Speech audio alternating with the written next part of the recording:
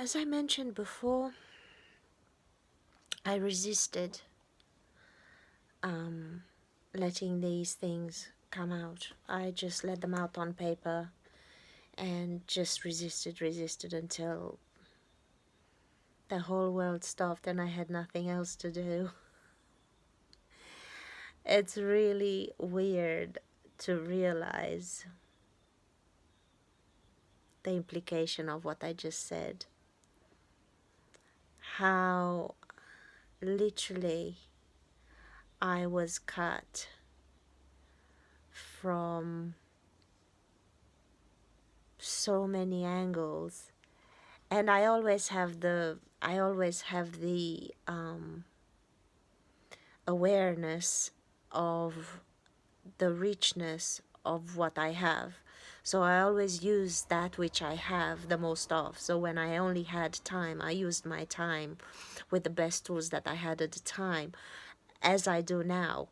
So whatever resource it's available, I use it abundantly. And this is what's real abundance. To not keep looking at what is missing, to keep looking at what you have. And what I have, it's abundance of one resource. That's why I did a video on time is time money or is time precious? What do you value? Value versus price. I did all of this. But the amazing part of what's happening for me, it's as if in my own reality, in my own unique reality, everything that's happening around serves me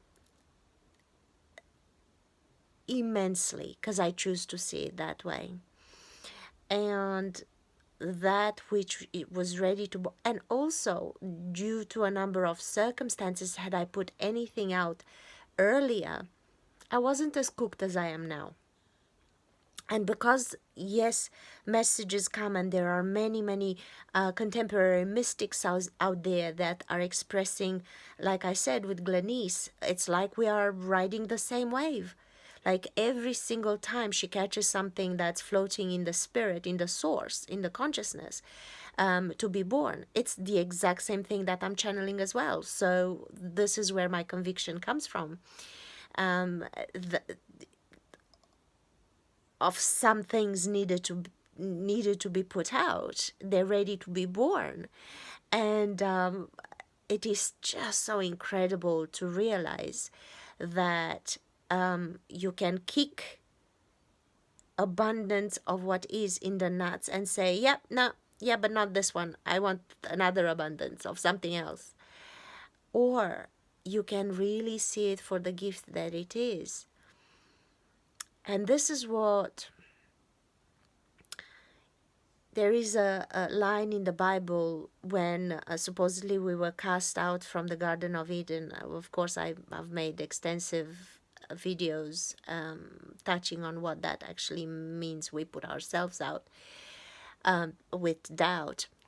But in there, at the end of it, it says, go forth and multiply. Now, of course, there was no word for go and increase. There was no such thing as evolve and increase. There were no words for that. So go multiply doesn't mean go breed like a rat and spread your seed like it's gonna run out, because you're not a parasite. It really means increase of yourself, become more of yourself. So go forth and evolve, become more of what you are.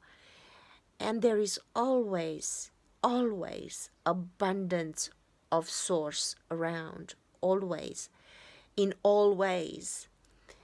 But if your focus is one-dimensional, how do you expect, why do you keep reading on other dimensions and other realities and wishing for another reality? Until you shift focus, you won't discover them. And if your focus is on an old archaic